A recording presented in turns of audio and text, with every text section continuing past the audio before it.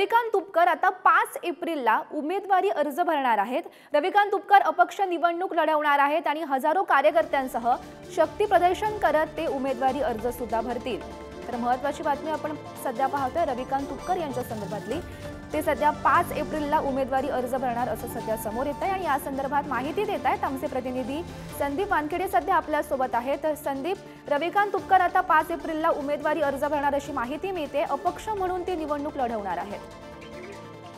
नक्कीच ते 5 एप्रिल नव्हे तर आता 2 एप्रिल रोजी रविकांत तुपकर हे आपलं नामांकन जे आहे अर्ज जो आहे हा भरणार आहेत। खरं पाहिलं तर बुलढाणा लोकसभेसाठी महायुती आणि महाविकास आघाडीच्या अधिकृत उमेदवाराची जी आहे ही अद्यापपर्यंत घोषणा झालेली नाहीये। मात्र शेतकरी नेते रविकांत तुपकर हे गेल्या अनेक महिन्यांपासून लोकसभेच्या रणांगणात उतरलेले आहेत। ते संपूर्ण लोकसभेचा मतदारसंघ त्यांनी पिंजून काढलेला आहे आणि आता ते 2 एप्रिल रोजी आपला अर्ज जो आहे हा भरणार आहे। ते या दरम्यान जे आहेत या अर्ज भरण्याच्या दिवशी संपूर्ण लोकसभा मतदारसंघातून हजारो त्यांचे कार्यकर्ते जे आहेत हे स्वयंस्फूर्तीने या ठिकाणी दाखल होणार आहेत आणि स्वतःच्या गाड्या घेऊन ते या ठिकाणी येणार आहेत आणि अतिशय मोठ्या प्रमाणात शक्ती प्रदर्शन करून आता ते आपला अर्ज जे आहेत या ठिकाणी भरणार आहेत। आणि रविकांत तुपकरांच्या तुलनेत जे आहे महायुतीचा उमेदवार हे आपल्या सोबत टक्कर देतील अशा पद्धतीची प्रतिक्रिया जी रविकांत तुपकर यांनी दिलेली होती।